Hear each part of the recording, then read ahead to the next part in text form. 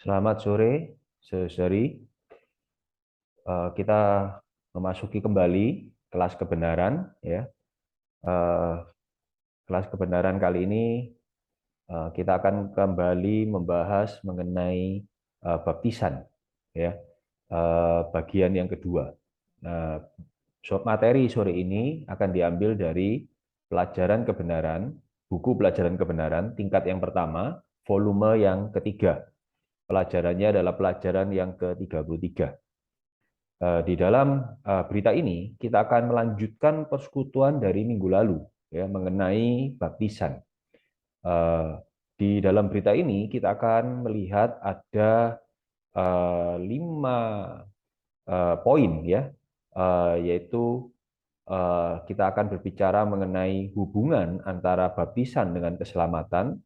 Lalu kita akan melihat orang-orang yang dibaptis, lalu juga akan melihat orang-orang yang membaptis, lalu kita akan melihat juga waktu pembaptisan, tempatnya, ya, dan tempat pembaptisan juga. Lalu yang terakhir ada sedikit tambahan mengenai koreksi mengenai pembaptisan. Jadi total ada 6 Romawi yang poin besar yang akan kita bahas di dalam minggu sore ini. Amen. Kita mulai saja.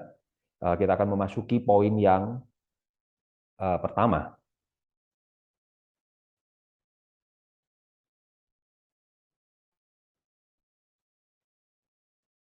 Yang pertama kita akan melihat hubungan antara baptisan dengan keselamatan. Dengan kata lain, kita akan melihat sebetulnya apakah yang dikerjakan oleh baptisan bagi keselamatan kita. Ya, jadi sore ini kita akan melihat ada 4 poin, ya, hubungan antara baptisan dengan keselamatan. Yang pertama, baptisan itu membuat manusia dilahirkan kembali dan masuk ke dalam kerajaan Allah. Ya, ada satu ayat yaitu di dalam Yohanes pasal 3 ayat yang kelima. Di sini Tuhan mengatakan, "Aku berkata kepadamu, sesungguhnya jika seseorang tidak dilahirkan dari air dan dari roh, ia tidak dapat masuk ke dalam kerajaan Allah." Ayat ini dengan jelas sekali mengatakan bahwa jika seseorang tidak dilahirkan dari air dan dari roh. Jadi kita seringkali berpikir bahwa cukuplah saya ini beriman, menerima Tuhan, percaya kepada Tuhan, menerima Dia sebagai juru selamat, maka saya pada saat itu saya dilahirkan kembali. Ya, tetapi ayat ini mengatakan bahwa tidak cukup seseorang hanya dilahirkan dari roh saja untuk dapat masuk ke dalam kerajaan Allah. Ya, dilahirkan kembali itu perlu 2 langkah, yaitu dilahirkan dari air dan dilahirkan dari roh. Jadi saudari, teman-teman sekalian, ya, kita perlu melihat bahwa ayat ini tidak bisa ditawar. Ya, ada 2 langkah, dilahirkan dari air, yaitu yang melambangkan baptisan, dan dilahirkan dari roh yang melambangkan bahwa kita percaya menerima Tuhan di dalam iman kita. Tentunya dilahirkan dari air yang mengacu kepada baptisan ini juga adalah refleksi, ya, suatu ekspresi, ya, pernyataan dari sesuatu yang kita percaya di dalam. Jadi dengan melalui 2 langkah ini, seseorang akan dapat masuk ke dalam kerajaan Allah. Saudari, kerajaan Allah di sini mengacu kepada suatu ruang lingkup, ya, ruang lingkup yang ilahi dan yang mistikal. Saudari, kalau kita pernah belajar, ya, di dalam sekolah kita, ya, sekolah dasar, sekolah lanjutan, ya, kita akan melihat bahwa tiap makhluk hidup itu punya yang namanya kerajaan makhluk hidup itu. Ya, misalnya ada kerajaan tumbuhan, ada kerajaan binatang. Ya. Nah, saudari, siapakah yang dapat masuk ke dalam kerajaan tumbuhan dan kerajaan binatang? Tentunya adalah mereka yang berhayat tumbuhan dan mereka yang berhayat binatang, betul ya? Jadi seperti anjing, kucing, ya, atau serigala, burung, itu mereka akan masuk ke dalam kerajaan binatang. Ya, sedangkan tumbuh-tumbuhan, ya, pohon jati, ya, dan segala macam itu akan masuk ke kategori kerajaan tumbuhan. Nah, di dalam kerajaan itu sendiri akan ada spesifikasi yang lebih kecil lagi ya untuk membuat mereka lebih spesifik jenisnya. Nah, saudari, kita ini diciptakan menurut jenis Allah ya. Nah, ketika kita dilahirkan kembali ya dari air dan dari roh, kita menerima hayat Allah masuk ke dalam diri kita. Nah, saudari, ketika kita dilahirkan kembali, hayat Allah masuk ke dalam kita, kita ini dibawa masuk ke dalam kerajaan Allah. Ya, siapakah yang dapat masuk ke dalam kerajaan Allah? Ya, sama seperti mengacu kepada definisi kerajaan tumbuhan dan kerajaan binatang tadi, yaitu mereka yang memiliki hayat Allah. Saudari, kerajaan Allah adalah alam yang ilahi dan mistikal. Ya, tidak sesuatu yang fisik, tetapi kita tahu bahwa kita telah berpindah dari maut ke dalam hayat, ke dalam hidup. Inilah yang dimaksud masuk ke dalam kerajaan Allah. Ya, amin. Puji Tuhan. Yang pertama, baptisan yang kerjakan untuk keselamatan kita adalah melalui dilahirkan, ya, melalui dibaptis kita dilahirkan dari air, ya, melalui percaya kita dilahirkan dari roh, kita dibawa masuk ke dalam kerajaan Allah. Kemudian yang selanjutnya, kita melihat bahwa melalui baptisan, manusia itu diampuni dari dosa-dosanya dan menerima Roh Kudus.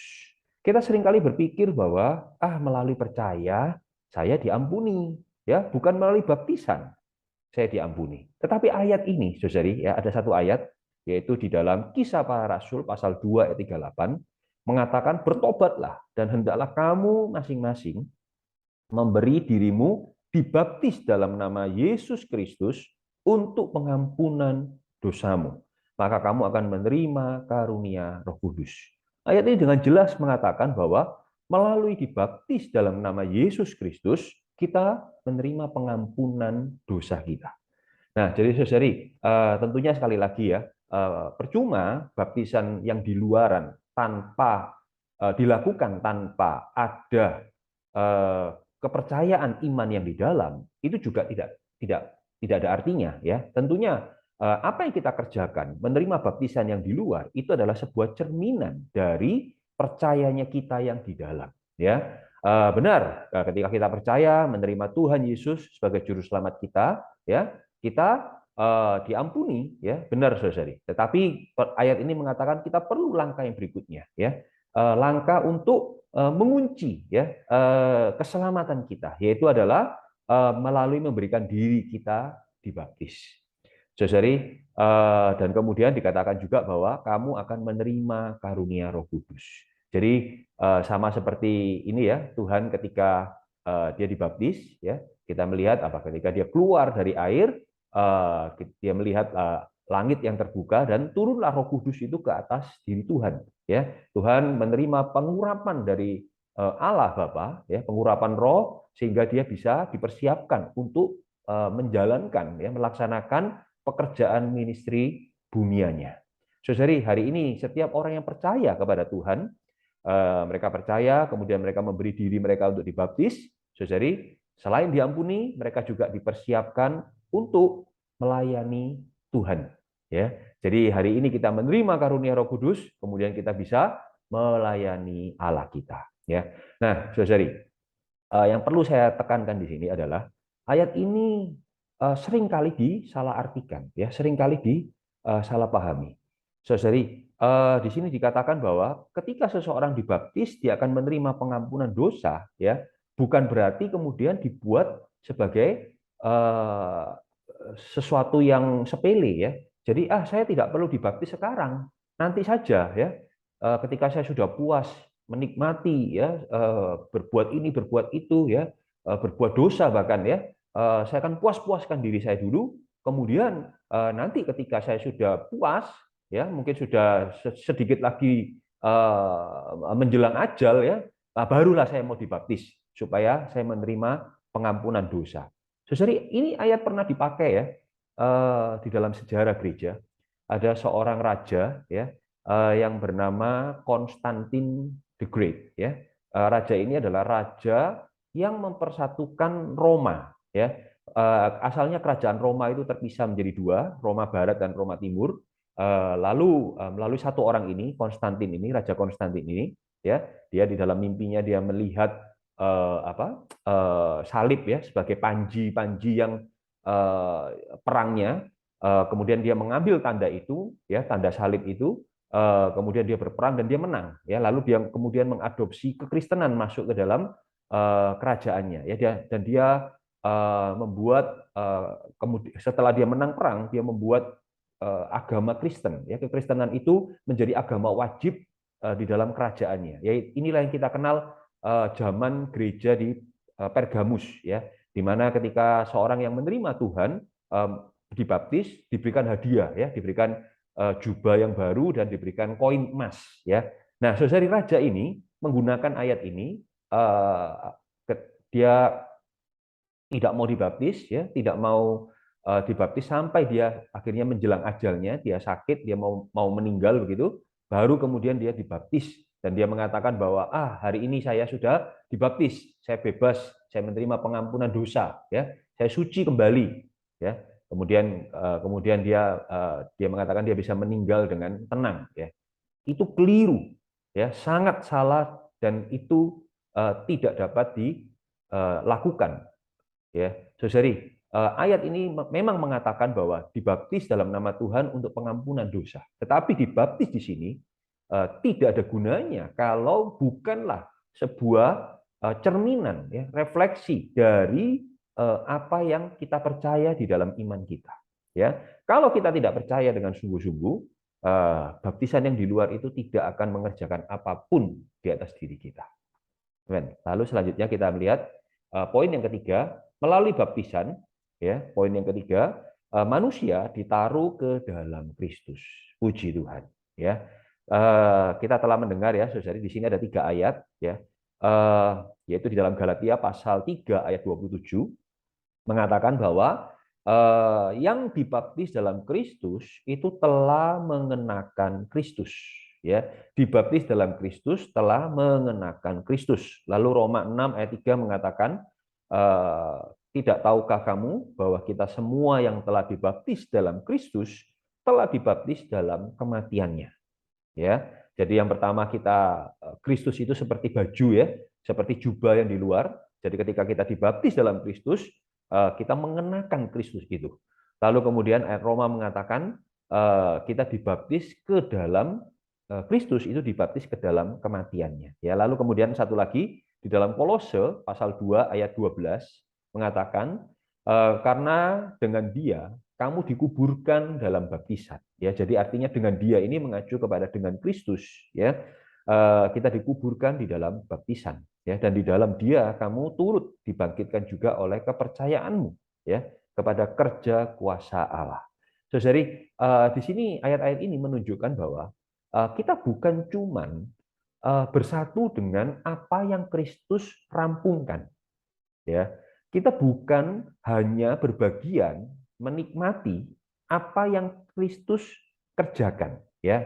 Misalnya kita bersama dengan Kristus, tadi dikatakan bahwa kita dibaptis dalam Kristus, kita dibaptis dalam kematiannya, ya. Kematian Kristus itu melepaskan kita, ya. Kematian Kristus itu membawa apa? Semua, ya, hukuman dosa kita selesai, ya, karena sudah ada persona yang mati menggantikan kita, ya. Kita menikmati karyanya, ya. Nah, tetapi saudari, lebih lagi kita mau melihat bahwa sebetulnya kita ini bukan cuma disatukan dengan karya Kristus, tapi lebih-lebih kita ini disatukan dengan persona Kristus. Jadi seperti sebuah ilustrasi, ya. Misalnya ada sebuah pembatas buku begitu, ya. Pembatas buku itu dia terjepit, ya. Misalnya dia diselipkan di dalam halaman-halaman buku, ya. Kemanapun buku itu pergi, pembatas buku itu akan mengikuti buku itu, ya. Jadi ketika buku itu mengalami banyak perkara, ya, dia dibawa kemana, misalnya dia kehujanan atau dia basah atau dia apapun, ya, yang dialami oleh buku itu, penjepit buku itu ikut di dalamnya. Nah, saudari, hari ini sama, ya, ketika kita dibaptis, kita ini ditaruh dibawa masuk ke dalam persona Kristus itu sendiri, ya. Jadi kita bukan cuma menikmati saja karyanya, ya, lebih-lebih lagi kita perlu mengapresiasi bahwa hari ini melalui baptisan kita dan Kristus adalah satu. Kita tidak lagi terpisah, kita menjadi satu dengan persona Kristus. Puji Tuhan, ya. Lalu selanjutnya, saudari, di sini dikatakan bahwa melalui baptisan manusia itu diselamatkan. Ya, kita lihat ayatnya, yaitu di dalam Markus pasal 16 ayat 16. Ya, di sini dengan jelas mengatakan baptisan itu menyelamatkan, saudari. Ya, jadi siapa yang percaya dan dibaptis akan diselamatkan. Ya, jadi ayat ini dengan jelas tidak saja mengatakan siapa yang percaya akan diselamatkan, tetapi siapa yang percaya dan dibaptis. Jadi dua syaratnya, percaya dan dibaptis. Ini bukanlah dua dua hal yang berbeda. Ya, ini adalah satu paket, ya, satu tahap untuk diselamatkan dengan dua langkah. Langkah pertama adalah percaya, diikuti dengan langkah kedua yaitu dibaptis. Ya, jadi jangan bertanya kalau saya percaya saja apakah saya bisa diselamatkan. Ya, jangan bertanya demikian. Kenapa? Ya, karena ayat ini dengan jelas dan tidak dapat ditawar. Ya, percaya dan dibaptis akan diselamatkan. Ya, nah ayat ini sering dipelintir, saudari, ya, dengan mengatakan siapa yang percaya dan diselamatkan akan dibaptis. Oh, keliru itu, ya. Ayat ini tidak mengatakan demikian, ya. Diselamatkan itu adalah hasil dari percaya dan dibaptis. Ya, jadi bukan baptisan itu mengikuti percaya dan diselamatkan baru mengambil langkah dibaptis, bukan.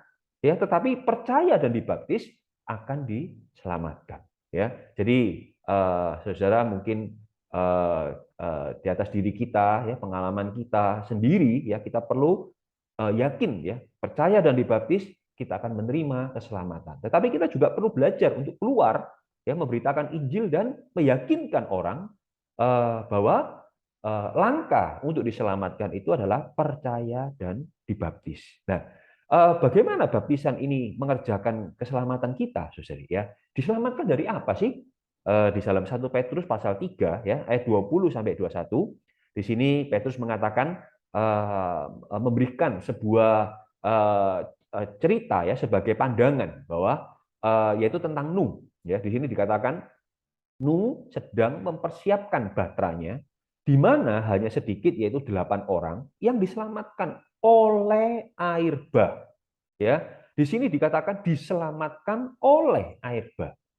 Jadi bukan dikatakan diselamatkan dari air bah, tetapi dikatakan diselamatkan oleh air bah. Jadi air bah itu malah menyelamatkan Nuh sekeluarga. Loh, kok bisa? Ya, bukannya Nuh itu masuk ke dalam batra untuk menghindari air bah, supaya dia tidak mati oleh air bah. Ya, tetapi di sini ayat ini mengatakan diselamatkan oleh air bah. Nah, ternyata, ya, kita perlu melihat bahwa kondisi zaman Nuh itu adalah kondisi yang sangat-sangat jahat sekali. Kondisi yang benar-benar gelap dan tidak ada Tuhan di sana. Ya, ketika Nuh membangun batra, ya, 120 tahun lamanya, Nuh juga menjadi seorang pemberita kebenaran. Ya, memberitakan mengenai pertobatan, ya, supaya banyak orang bisa diselamatkan. Ya, karena dia melihat Allah telah memberitahu bahwa akan menurunkan hujan air bah yang akan membasmi seluruh isi bumi. Ya, tapi kita tahu, saudari, tidak ada seorang pun yang mengikuti Nuh. Ya, mereka mencemooh, mereka menghina, mereka tidak mau percaya. Ya, dan ketika beneran, saudari, ketika air bah datang, ya, membasmi seluruh, ya, generasi itu, zaman itu. Ya, mereka semua mati di dalam air bah. Nah, Nuh adalah orang yang diselamatkan oleh air bah dari jahatnya, bobroknya, gelapnya zaman itu. Jadi, saudari, baptisan, ya, di sini juga dikatakan sekarang kamu diselamatkan oleh kiasannya, yaitu baptisan. Ya, jadi di sini Petrus melihat wahyu mengenai persamaan air bah ini dengan baptisan. Jadi Nuh itu diselamatkan, dia masuk ke dalam air batra, ya, itu mengacu kepada diselamatkan di dalam Kristus, kemudian bersama dengan Kristus melewati baptisan. Ya, di dalam baptisan ini Saudari, puji Tuhan, Nuh sekeluarga diselamatkan dari pengaruh ya bobroknya, jeleknya, ya gelapnya dari zaman itu. Sehingga zaman itu hilang ya, dimusnahkan oleh Allah ya, dan Nuh seorang diri yang memasuki zaman yang baru ya, uh, zaman yang baru, zaman yang segar ya, zaman yang tidak ada lagi pengaruh-pengaruh jahat. Hal ini sama saudari dengan Israel ya, ketika mereka melewati Laut Merah ya, saudari, itu juga adalah lambang dari sebuah pembaptisan ya. Sebelum mereka melewati Laut Merah ya, mereka terus dikejar oleh tentara Mesir ya. Mereka lari, mereka dikejar, mereka lari, mereka dikejar. Ya, itulah lambang dari gambaran dari keselamatan kita. Jadi kalau kita seorang yang percaya Tuhan tetapi tidak dibaptis, ya, jahatnya zaman ini itu masih bisa mencengkram kita. Jahatnya zaman ini akan apa? Bisa dengan gampang mempengaruhi dan menarik kita kembali untuk menyangkal iman kita. Maka itu saudari, kita perlu dirampungkan ya, keselamatan kita perlu dirampungkan oleh baptisan ini ya. Lihatlah para tentara Mesir yang mengejar Israel ya, mereka semua dikuburkan ya, dihabisi oleh Laut Merah itu ya. Nah, ini menunjukkan apa? Hari ini ketika kita keluar dari kolam baptisan, saudari, semua manusia lama kita ya, hal-hal yang negatif itu terkubur di dalam air baptisan itu. Puji Tuhan, saudari, dan kita bisa memasuki zaman yang baru ya, zaman dengan Allah ya, dengan Kristus. Kita menikmati hidup bersama dengan Dia ya, melalui kebaruan dan hidup melalui kebaruan hayat kita. Puji Tuhan. Ini adalah poin yang terakhir untuk melihat apa yang dikerjakan oleh baptisan ke dalam keselamatan kita ya. Nah, kemudian selanjutnya kita akan melihat orang-orang yang dibaptis. Siapa sih yang boleh dibaptis ya? Nah, saudari, tadi kita sudah melihat satu ayat, yaitu di dalam Markus pasal 16 ayat 16 ya. Di situ dikatakan siapa yang percaya dan dibaptis. Jadi siapa yang dibaptis adalah orang-orang yang percaya ya. Jadi tidak boleh, tidak bisa seseorang tanpa percaya dibaptis. Tidak ada gunanya, tidak ada hasilnya. Ya. Saudari, orang yang dibaptis adalah seorang yang percaya. Dia baru bisa dibaptis ya. Lalu di sini kita lihat bagaimana kualifikasi percayanya ya. Dalam Kisah Para Rasul pasal 8 ayat 36 sampai 37 ya, ada cerita mengenai Filipus ya. Saudari, Filipus memberitakan Injil kepada sida-sida dari Ethiopia. Di situ ketika dia selesai memberitakan Injil ya, di dalam perjalanan di dalam keretanya, kereta sida-sida itu, sida-sida itu berkata, lihat, di situ ada air. Apakah halangannya jika aku dibaptis? Sahut Filipus, jika Tuhan percaya dengan segenap hati. Boleh. Jadi saudari, percaya dengan segenap hati. Jadi syarat untuk dibaptis adalah percaya dengan segenap hati. Bukan percaya dengan setengah hati, bukan percaya dengan ragu-ragu, setengah percaya, setengah ragu-ragu, lalu ya sudahlah, saya coba dulu lah. Saya coba dulu, saya setengah percaya, enggak apa-apalah, enggak ada salahnya. Tidak bisa demikian. Di sini jelas mengatakan jika Tuhan percaya dengan segenap hati. Boleh. Jadi yang boleh dibaptis adalah yang percaya dengan segenap hati. Amin. Kemudian selanjutnya, saudari, kita akan melihat siapa orang-orang yang membaptis. Ya, kita sering berpikir bahwa orang-orang yang membaptis ini adalah orang-orang yang harus punya jabatan. Ya, orang-orang yang harus punya posisi di dalam penghidupan gereja baru boleh membaptis. Ya, tapi tidak demikian. Ya, wahyu tentang orang-orang yang membaptis dalam Alkitab tidak mengatakan demikian. Ya, jadi siapa yang boleh membaptis? Yang pertama adalah murid-murid Tuhan. Ya, jadi saudari, yang boleh membaptis orang ketika mereka sudah menerima Tuhan dan percaya adalah murid-murid Tuhan. Siapa ini murid-murid Tuhan? Kita lihat dulu ayatnya ya. Di dalam Yohanes pasal 4 ayat 2, di sini ada cuplikan ayat ya, mengatakan bahwa meskipun Yesus sendiri tidak membaptis, melainkan murid-muridnya. Ya, lihat yang memberitakan Injil Tuhan, ya. Lalu kemudian Tuhan tidak mengambil tindakan pembaptisan, tetapi meminta para muridnya untuk membaptis. Ya, dari sini lihat Tuhan menyerahkan pembaptisan ini kepada para murid-muridnya. Ya, nah, saudari, murid-murid Tuhan ini adalah mereka yang percaya, ya, orang-orang beriman, kaum beriman, ya. Kita semua yang menerima Tuhan sebagai juru selamat, kita ini adalah murid-murid Tuhan. Nah, kita ini boleh untuk membaptis orang. Ya, jadi saudari, bukanlah apa Tuhan meminta para muridnya membaptis karena mereka ini adalah para rasul, bukan. Ya, ini tidak ada hubungannya dengan jabatan apapun. Mereka diminta untuk membaptis bukan karena jabatan para rasul, ya, bukan jabatan karena mereka seorang rasul lalu mereka berhak, mereka boleh untuk membaptis, tidak, ya. Di sini dengan jelas kuasa untuk membaptis, hak untuk membaptis itu diberikan kepada murid-murid Tuhan, ya. Dan siapa saja bisa menjadi seorang murid, ya. Ada satu lagi contoh, ya. Jadi yaitu di kisah para rasul, ya, tentang Paulus, ya. Wah, saudari, Paulus ini kan asalnya Saulus, ya. Dia ini adalah seorang rasul besar, ya. Seorang yang penuh dengan kapasitas, ya. Tetapi saudari, tahukah siapakah yang membaptis seorang Saulus ini? Tidak lain adalah seorang Ananias. Siapa Ananias?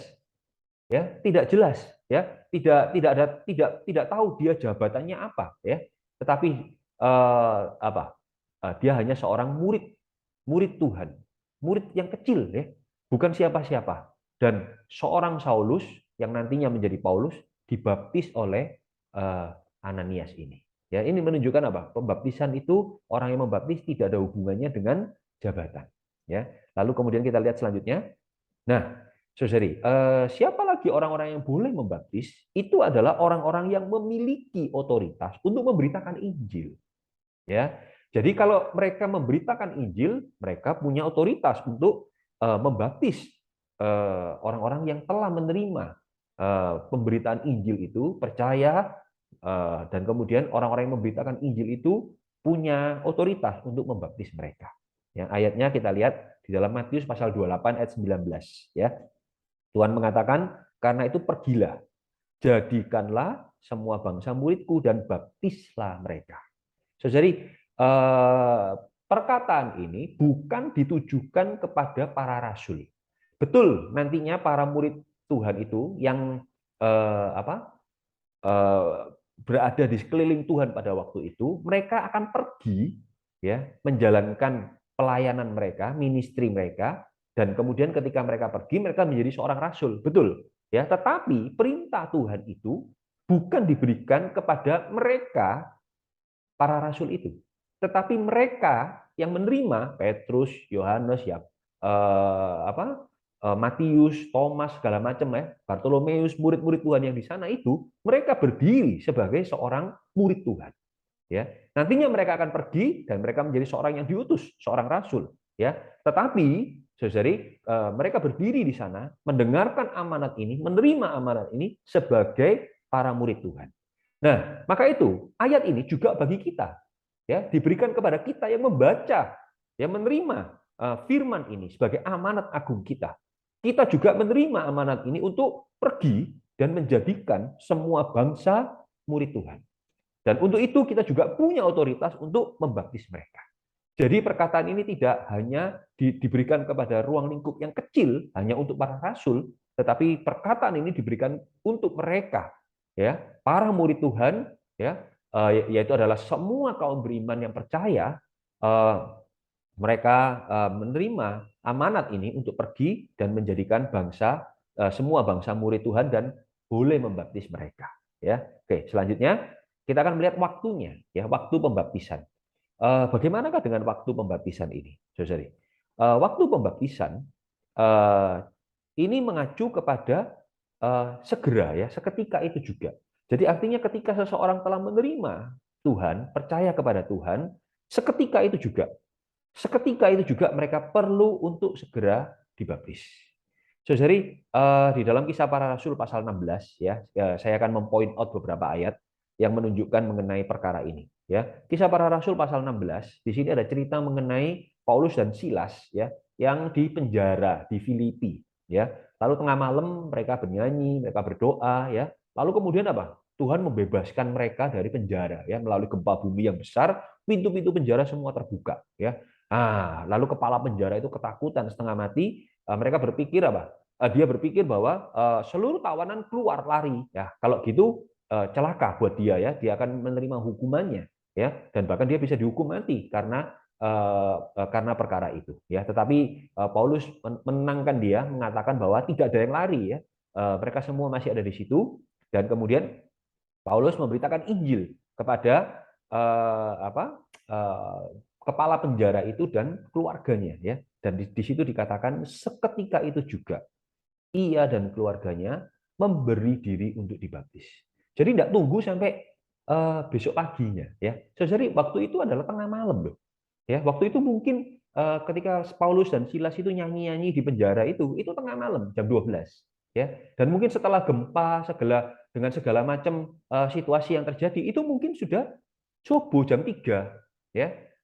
Ketika kepala penjara itu membawa Paulus ke rumahnya ya mengobati dia eh, mereka tidak menunggu sudahlah dibaptisnya besok pagi aja ya jam 7 pagi ya kita tidur dulu ngantuk gitu. Enggak, malam itu juga ya pada saat itu juga ya seketika itu juga ia dan keluarganya memberi diri untuk dibaptis. Jadi nggak tunggu waktu, percaya segera dibaptis.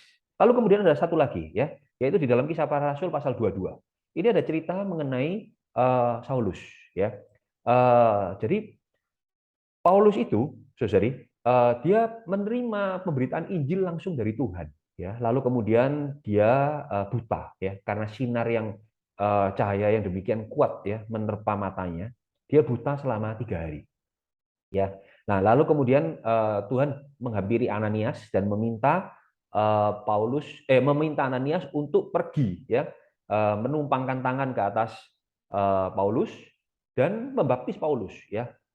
Menumpangkan tangan supaya apa? Supaya Paulus dapat melihat kembali ya. Nah, di sini dikatakan apa?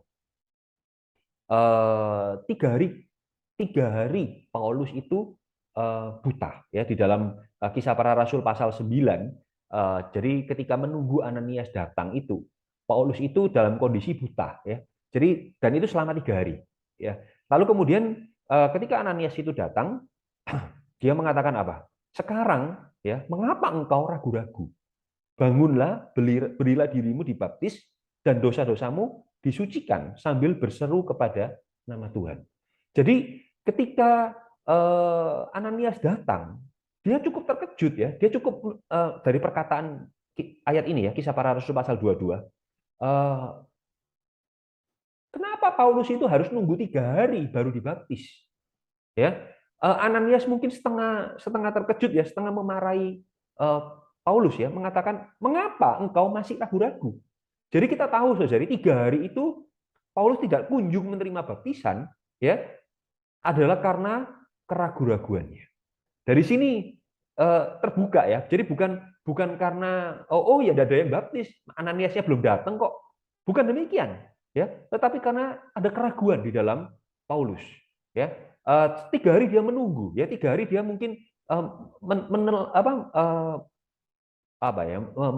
memutar balik ya kejadian yang dia lewati selama 3 hari belakangan ini ya, tentang dia perjalanan ke Damsyik, kemudian Tuhan datang memberitakan Injil secara langsung di dalam cahaya yang demikian terangnya ya, kemudian dia tersungkur, dia buta.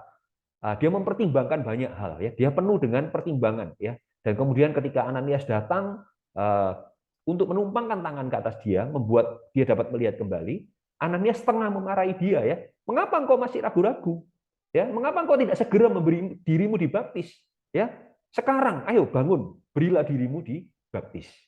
Saudara, kalau banyak orang hari ini ya mendengar pemberitaan Injil, mereka mungkin minta waktu 1 minggu untuk berpikir ya, berilah waktu saya 1 minggu untuk timbang-timbang ya. Perkataanmu bagus ya, Injilmu bagus, Iya, saya tahu Tuhan juru selamat, tapi berilah saya waktu untuk berpikir, mempertimbangkan semuanya dulu. Saudara, kalau kita ketemu dengan para sasaran Injil yang demikian, tunjukkan ayat ini. Katakan ya, Roh Kudus itu melalui Ananias memarahi Paulus. Mengatakan apa? Kamu menunda 3 hari itu sudah keliru. Ya, bangunlah sekarang, berilah dirimu untuk dibaptis. Jadi 3 hari saja itu sudah terlalu lama. Ya, menunda 3 hari. Ya, jadi kita perlu melihat bahwa waktu pembaptisan itu adalah segera. Seketika itu juga seseorang yang menerima Tuhan percaya dia perlu menerima baptisan. Baiklah, kita lanjutkan lagi ke poin yang berikutnya, yaitu tempat pembaptisan ya. Nah, ini ya, tempat pembaptisan ini ya, apa sih syaratnya sebuah tempat itu bisa dipakai untuk baptisan? Ya, jawabannya sederhana ternyata ya, yaitu adalah pokoknya ada air ya. Jadi ini ada satu ayat ya yang mengatakan di dalam Yohanes pasal 3 ayat 23 ada Yohanes ya, Yohanes membaptis, dia membaptis di satu tempat namanya Ainon ya di dekat Salim. Alasannya apa kok membaptis di situ? Apakah tempat itu bagus? Apakah tempat itu sakral? Apakah tempat itu punya sejarah ya? Oh, ternyata enggak. Alasannya cuma satu, yaitu karena sebab di situ banyak air. Ya, hanya itu saudara. Jadi di situ banyak air. Jadi syaratnya cuma itu, asal ada air, maka datanglah orang-orang ke situ untuk dibaptis. Selesai. That's it. Ya, saya dengar banyak cerita ya seseorang yang percaya Tuhan langsung memberikan dirinya dibaptis ya. Dia punya mungkin bathtub ya, jadi isi air langsung dibaptis di sana ya. Atau tidak ada bathtub mungkin di apartemen atau apa ada kolam renang ya, langsung dibaptis di sana ya. Saya pernah mengenal satu saudara ya, susah sekali mau menerima baptisan ya. Dia mengatakan nantilah saya mau dibaptisnya nanti di Sungai Yordan. Jauh sekali saudara ya. Ngapain harus ke sana untuk menerima baptisan ya? Wahyu firman Tuhan mengatakan tidak perlu ya dibaptis di satu tempat tertentu ya. Cukup syaratnya adalah ada air di sana. Ya, ingat lagi tadi di Kisah Para Rasul cerita mengenai Sida-Sida dan Filipus ya. Sida-Sida itu sendiri ya langsung mengatakan apa? Lihat, di situ ada air loh. Di situ ada air. Apakah halangannya untuk aku dibaptis? Tidak ada halangan ya, asal ada air dan percaya dengan segenap hati, silakan boleh dibaptis. Hanya itu saja. Ya, jadi tempat baptisan tidak ada syarat khusus ya. Yang penting adalah banyak air, ada cukup air untuk membaptis seseorang. Amin. Selanjutnya kita melihat poin yang terakhir yaitu mengenai koreksi baptisan ya. Nah, saudari kita lihat dulu ya, apa yang dimaksud dengan koreksi baptisan. Ini diambil dari ayat Kisah Para Rasul pasal 19 ayat 3 sampai 5 ya. Saya bacakan ayatnya. Lalu kata Paulus kepada mereka, "Kalau begitu, dengan baptisan manakah kamu telah dibaptis?" Jawab mereka, "Baptisan Yohanes." Kata Paulus, "Baptisan Yohanes adalah pembaptisan orang yang telah bertobat." Dan ia berkata kepada orang banyak bahwa mereka harus percaya kepada Dia yang datang kemudian hari daripadanya, yaitu Yesus. Nah, lalu kemudian ketika mendengar hal itu, mereka memberi diri mereka dibaptis dalam nama Tuhan Yesus. Ini Kisah Para Rasul pasal 19 ini adalah ketika Paulus berjumpa dengan para murid Apolos. Ya, nah Apolos ini adalah rekan sekerja, tetapi tidak terlalu nampak wahyu ekonomi Allah yang up to date ya. Jadi apa yang dia beritakan itu masih memberitakan mengenai baptisan Yohanes. Di sini Paulus mengatakan baptisan Yohanes itu adalah untuk pertobatan ya. Betul, waktu ketika Yohanes membaptis mau mulai menjalankan ministrinya di muka bumi ini sebagai pembuka jalan untuk Tuhan Yesus, dia memberitakan mengenai bertobatlah ya, bertobatlah, bertobatlah sebab kerajaan surga, kerajaan Allah itu sudah dekat ya. Dia terus memberitakan pertobatan-pertobatan. Dan ketika mereka bertobat, Yohanes membaptis mereka ya. Nah, ketika Yohanes membaptis mereka, kemudian apa? Dia mengatakan banyak orang bertanya kepada dia ya, enkaukah Mesias yang akan datang itu? Ya, engkaukah Mesias yang dijanjikan itu? Yohanes mengatakan, oh bukan, bukan saya. Ya, nanti akan datang mereka yang akan membaptis engkau dengan Roh. Ya, jadi aku membuka tali kasutnya saja tidak layak. Ya, Yohanes mengatakan demikian. Nah, itu adalah mengacu kepada Tuhan Yesus. Nah, jadi saudara, ketika Tuhan Yesus sudah datang, ya, dan Yohanes Pembaptis selesai ministrinya, ya, digantikan oleh ministri Tuhan, maka tidak boleh lagi memberitakan ministri pertobatan Yohanes, ya. Nah, sekarang perlu apa? Memberitakan mengenai Tuhan kita Yesus Kristus, ya. Nah, tapi Apolos tidak melakukan hal itu, ya. Dia cukup puas, ya. Dia cukup puas dengan apa yang dia tahu dan apa yang dia kerjakan, sehingga dia memberitakan tetap baptisan mengenai Yohanes, ya, baptisan Yohanes yang hanya berhenti sampai di pertobatan, ya. Seharusnya Apolos perlu lebih maju lagi, ya, mengatakan apa? Memberitakan tentang Tuhan Yesus sebagai juru selamat, ya, sehingga akhirnya mereka dibaptis, ya, dari air dan dari Roh, ya, sehingga akhirnya mereka boleh masuk ke dalam kerajaan Allah. Nah, maka itu karena apa yang didengar oleh para murid Apolos ini tidak lengkap, ya, dan itu mempengaruhi kepercayaan mereka, mempengaruhi iman mereka. Paulus kemudian apa? Memberitakan Injil kembali kepada para murid Apolos ini, dan kemudian eh, membawa mereka dibaptis kembali. Ini adalah sebuah koreksi dari baptisan. Kenapa? Karena baptisan mereka yang pertama tidak mencerminkan, ya, yang seharusnya, ya. Baptisan itu adalah sesuatu yang mencerminkan kepercayaan kita, saudara. Ya, kalau kita kenalnya cuman sampai sebatas itu, ya, maka baptisan yang kita lakukan, yang kita ambil juga hanya akan mengerjakan sebatas itu saja, ya. Tetapi ketika kita percaya secara penuh karena pemberitaan yang benar dan tepat dan lengkap, maka apa yang kita percaya ini, kemudian kita mengambil langkah baptisan, baptisan itu mengerjakan seturut dengan iman kita. Ya, di dalam Alkitab itu ada satu cerita mengenai Naaman. Ya, saudara-saudara mungkin tahu panglima perang Naaman. Ya, ketika dia sakit kusta, dia mendatangi Elisa. Lalu Elisa mengatakan apa? Pergilah untuk mandi di Sungai Yordan. Naaman ini marah, ya. Dia mengatakan, apakah di negara saya, di negara Aram itu tidak ada sungai yang lebih bersih, ya? Masa saya ini sakit kusta disuruh mandi di Sungai Yordan yang kotor, ya? Ya kalau gitu ngapain saya harus pergi ke sini jauh-jauh, ya? Nah, tetapi kemudian apa? Singkat cerita dia mau, ya, karena dibujuk oleh bujangnya, akhirnya mau menerima perkataan dari Elisa itu, ya. Dan akhirnya apa? Dia mandi 7 kali di Sungai Yordan dan dia sembuh. Saudari, apa yang menyebabkan Naaman itu mau masuk ke dalam Sungai Yordan? Kepercayaannya. Dia beriman, dia percaya bahwa mandi di Sungai Yordan itu bisa menyembuhkan sakit kustanya. Karena iman itu, dia melakukan baptisan, baptisan itu mengerjakan sisanya untuk dia. Saudara, hari ini sama, ketika seseorang hanya menerima Injil yang tidak lengkap, Injil yang keliru, Injil yang kita perlu lihat, ya, apa yang dimaksud dengan Injil yang keliru itu, ya, Injil yang tidak lengkap itu. Maka ketika seseorang menerima baptisan, apa yang dia percaya juga hanya sebatas itu saja. Ya, kita lihat lagi, ya. Di sini ada beberapa praktek yang baptisan yang tidak tepat dan perlu koreksi, ya. Apa itu? Yang pertama adalah baptisan percik.